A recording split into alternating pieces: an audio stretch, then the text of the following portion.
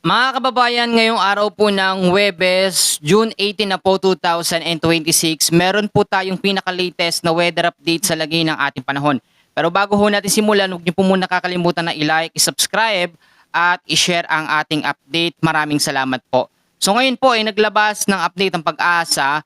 Meron po tayong tinatawag na low pressure area na nabuo dyan po sa may bandang silangang bahagi ng ating bansa. At ito po ay nasa katamtaman o nasa medium chance ang category para ma-develop po bilang isang tropical depression.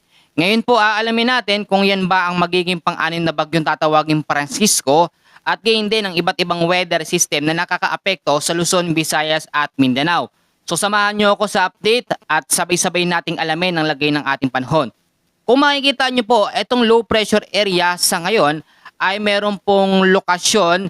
Nandito po siya sa may bandang east of Eastern Visayas na merong 2,735 kilometers.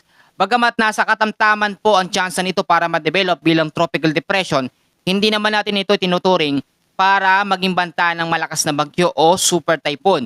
Pero yung development po nito, tumataas habang lumilipas po yung mga araw. So from medium chance, may tsansa ito para maging high chance o red warning na low pressure area para maging tropical depression. Ang tendency nito, pwede itong maging tropical depression o mahinang bagyo habang nasa labas po ng ating Philippine Area of Responsibility. Balikan natin yan at ipasilip ko sa inyo yung ating tinatawag po na tropical cyclone threat potential na inilabas din ng Pag-asa. Yan kasi yung ating pagbabasihan.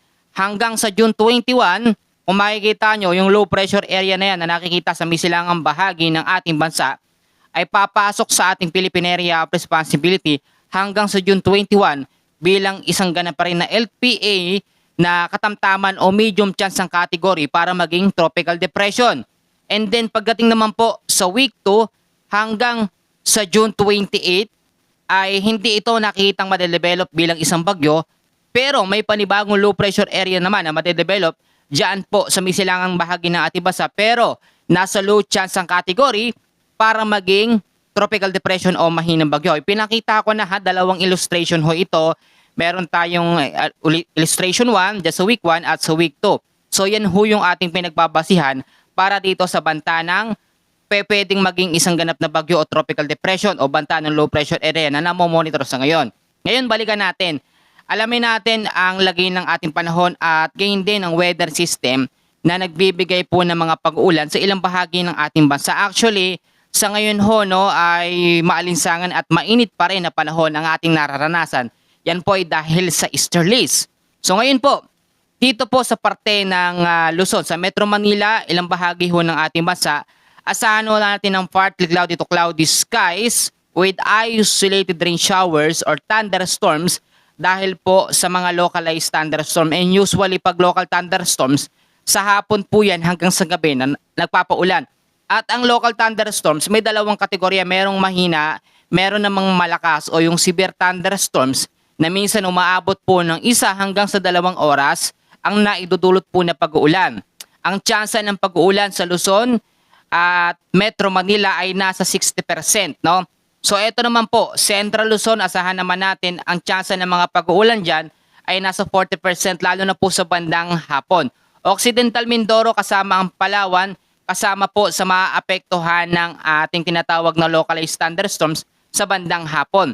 Sa parte naman ho ng Visayas, dito sa Eastern Visayas, asahan ng partly cloudy to cloudy skies with isolated rain showers or thunderstorms dahil po sa easterlies. Ngayon, lilinawin nating mabuti. Ang easterlies ho ay maalinsang hangin na gagaling sa Karagatan Pasipiko, pero hindi ito ibig sabihin kapag may easterlies ay tag-init na. Nasa habagat season pa rin tayo o nasa wet season pa rin tayo. Pero ngayon, meron tayong monsoon break o pansamantalang pagkawala ng habagat. Kaya wag ho kayong magtataka kahit po wet season na tayo, napakainit pa rin sa umaga at sa tanghali. Pero kung mapapansin nyo naman sa hapon, medyo kumukulimlim at medyo umuulan sa ilang bahagi ng ating bansa dahil yung sa easterlies at sa mga localized thunderstorms. Sa western at central Visayas naman, may tsansa po ng moderate to heavy rains lalo na po sa hapon. Diyan sa Negros Occidental, Iloilo, Capiz, Antique, Aklan, Guimaras, Cebu, kasama po ang Bohol, At yung mga lugar na yan, thunderstorms naman ang magpapaulan lalo sa hapon. Mag-ingat yung mga low-lying area sa area na yan. Kaya din sa mga landslide prone area, yung mga matataas ho na mga lugar. Sa parte naman ng Leyte, Bohol, Samar, inaasahan po ang moderate to heavy rain showers at may kasamang pagkulog at pagkidlat, no? Dahil po yan sa mga localized thunderstorm. Dito naman tayo sa parte ng Mindanao. Sa Dinagat Island, Surigao del Norte, Surigao del Sur, kasama pong Davao Oriental, asahan natin ang maulap na kalangitan na meron pong mga isolated rain showers or thunderstorms dahil sa easterlies. Ang easterlies medyo malawak. Yung mga lugar na kanya naaapektuhan dahil umiikot lamang yan. Pero pag ikot niyan sa bandang kanlurang bahagi ng ating bansa, doon siya nagkakaroon ng mas matinding epekto. Dahil wala nga po o pansamantalang wala ang habagat o southwest monsoon. Diyan naman po sa may Zamboanga Peninsula, Basilan, Tawi-Tawi, cloudy skies with scattered rains and thunderstorms ang aasahan. Yung kalat-kalat na pag-ulan na may kasamang pagkulog at pagkidlat dahil sa mga thunderstorms. Sa may Negros Oriental, Cebu, asahan natin ang mga pag-ulan, 40 to 60% ang tsansa, lalo na po sa hapon. Uulitin ko ang pangunahing weather system natin, easterlies ang nakakaapekto at meron mga localized thunderstorm. Ngayon, marami kasing nangangamba na mga kababayan natin na ang susunod daw na bagyo ay magiging malakas o magiging super typhoon. So wag ho tayo basta-basta maniwala na merong malakas nga po na super typhoon hanggat hindi naman talaga totally na-develop pa ang LPA para maging bagyo. Alam nyo, pag isang low pressure area pa lang ang lumalabas, hindi yan consider agad na malakas o isang super typhoon. Ngayon, silipin nating mabuti yung tinatawag natin na advanced weather forecast. Dito mo makikita nyo mabuti. Kung ma-develop man bilang tropical depression, yung low pressure area na minomonitor natin dyan sa misilangang bahagi ng ating bansa, hindi naman ho yan nakikita na magla-landfall sa ating Philippine landmass. So safe pa rin at ligtas, no, ang ating mga kababayan lalo na sa Eastern Visayas, North Luzon at silangang bahagi po ng Mindanao. Kung makikita nyo sa ating screen, ito po yung tinatawag natin na advanced weather system natin. Makikita nyo namang mabuti, nandyan pa rin ang epekto ng easterlies. Diyan sa may kanlurang bahagi ng ating bansa, unti-unti na rin bumabalik ang epekto ng habagat o southwest monsoon. Pero pansinin nyong mabuti, nandyan na ang development ng tinatawag natin na low pressure area na nanggagaling po o nanggaling dyan sa misalangang bahagi ng ating bansa. Ito ay dyan lamang sa parte ng silangan po ng Luzon o North Luzon, yung magiging trapo extension po niyang low pressure area na yan. Kung ma-develop man yan bilang tropical depression, hindi yan magkakaroon ng matindi o mas direktang epekto sa ilang bahagi ng ating bansa. Bagamat ito ay sasaglit lamang sa ating Philippine Area of Responsibility, kinakailangan pa rin natin maging alerto at maging handa. Ayan, nakikita nyo namang mabuti mga kababayan. Ngayon naman po, silipin natin yung tinatawag po natin na live weather forecast o live weather system natin. At dito makikita ho ninyong mabuti kasama yung low pressure area na ating sinasabi. Kinakailangan meron tayong maipakita sa mga kababayan natin. So ngayon po kung makikita nyo sa ating screen, yan po ang ating pinaka-live na mapa. Dito po, ayan ang low pressure area na ating sinasabi. Ito pong low pressure area na yan, hindi yan magiging malakas bilang typhoon o super typhoon. Ito po yung sinasabi nating nakita natin sa advanced weather system natin na dito lamang dadaan sa parte ng silangang bahagi po ng extreme northern Luzon. Diyan po yan at hindi yan magkakaroon ng direktang paglandfall. Kung sakali man pong maging bagyo yan at pumasok sa ating Philippine Area of Responsibility, yan po ang magiging pang-anim na bagyong tatawaging bagyong Francisco. Ito naman po no, sa may silangang bahagi ng ating bansa, makikita nyo ang epekto ng easterlies o maalinsang hangin na nanggagaling sa karagatang Pasipiko. Kaya naman ang mga thunderstorms, mas mataas ang tsansa sa hapon at sa gabi. Bakit? Dahil ang epekto ng easterlies usually tuwing umaga hanggang sa tanghali. Pero bandang hapon, nandoon na yung pag-evaporate ng singaw dulot po ng easterlies na siyang nade-develop naman bilang localized thunderstorms. Ngayon, no, sinasabi ng mga kababayan natin na habagat season, bakit walang habagat? O bakit wala ang southwest monsoon? Let me explain po mga kababayan. Meron tayong tinatawag na monsoon break o yung pansamantalang pagkawala ng habagat. Ang monsoon break natin, minsan tumatagal yan ng 1 linggo hanggang sa 2 linggo. Pero hindi yan tatagal ng ilang buwan. Kaya naman habang wala pa ang ating tinatawag na epekto, mas matinding epekto ng habagat, samantalahin na ho natin. Ngayon, mas malesen o mas kakaunti ang mga bagyong madedevelop o papasok sa ating Philippine Area of Responsibility dahil sa epekto din ng init dulot ng sinasabi nating El Nino. Pero pag may na-develop naman na bagyo na manggagaling sa silangang bahagi ng ating bansa, asahan ho natin na mas malakas ito at mas mataas ang tsansa ng mga typhoon o super typhoon category. Kaya naman ito ang sasabihin ko po sa inyo, sa mga senior natin, sa mga nanay natin dyan, at sa lagi po nakasubaybay kay Kuya Francis sa weather channel natin. Ito ang mga paalala ko. Unang-una, kailangan lagi kayong mag-antabay sa ating weather channel. Ngayon po kasi wala tayong bagyong minomonitor pero mayroong low pressure area na dapat nating bantayan. Ang ibig ko sabihin, kailangan i-monitor time to time, day by day, para malaman ang maging direksyon at kung madedevelop agad kung bilang isang bagyo o tropical depression. Meron kasi tayong kino-consider dito, yung tinatawag natin na rapid intensification o yung intensification, ito po yung tinatawag natin biglaang paglakas ng sama ng panahon, maging low pressure area man yan, cloud cluster, kumpol na kaulapan o mahinang bagyo.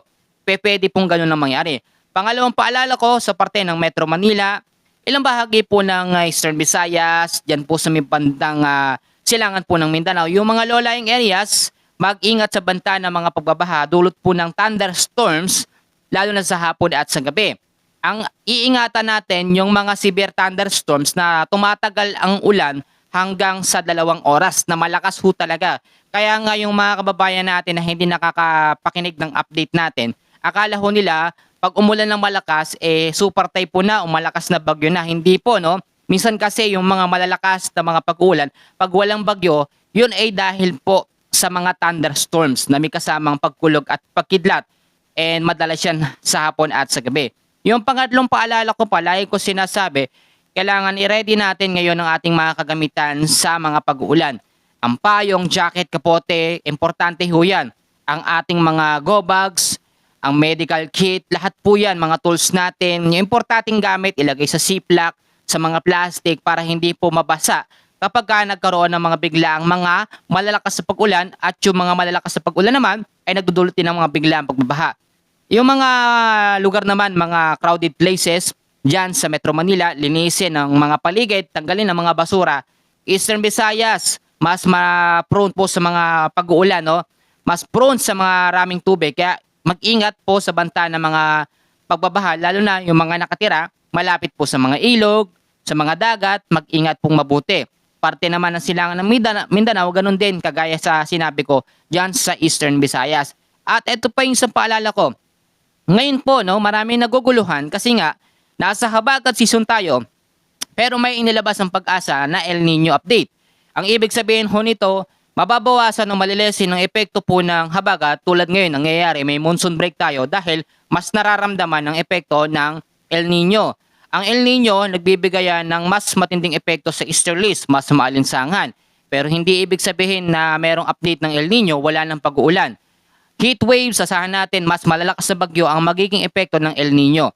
Doon naman sa parte ng habagat o sa kanlurang bahagi ng ating bansa, inaasahan din by next week o sa mga susunod na mga araw ay mas mararamdaman ng epekto ng habagat o southwest monsoon. Ito pa yung isang paalala na lagi ko sinasabi, kailangan ipanalangin natin sa Lord, sa Panginoon, na itong low pressure area ay hindi ma-develop bilang isang malakas o bilang isang super typhoon. So, marami nagsasabi na yung susunod na bagyo tatawagin bagyong Francisco ay nakakatakot at malakas daw. So, walang kinalaman ng pangalan ng bagyo kung ito ay magiging malakas o magiging mahina. Hanggat hindi po lumalabas yung tinatawag natin na forecast track and intensity ng isang bagyo, hindi natin may consider o hindi tayo pwedeng mag-conclude ng isang pangalan ng bagyo na ganito ay malakas o super typhoon. So, hanggat wala ang kanyang monitoring system, track and intensity forecast, hindi yan mako-consider. And then, sasabihin ko sa inyo, tinignan, dinouble check natin yan, sa ating tropical cyclone threat potential, hindi yan magiging malakas. Bagamat papasok yung pong LP8, pa-develop bilang tropical depression, sa bandang extreme northern Luzon ang kanyang magiging area, pero malayo sa kalupaan o sa ating Philippine landmass. Mga kababayan, mga kaibigan ko, mga senior, mga nanay ko po dyan, kamusta ho kayo? Babawi tayo sa next update, no? So, dyan muna kayo. And muli, hihiling ako ng pakiusap na i-like at i-share yung ating update. Maraming salamat po at God bless po sa inyong lahat.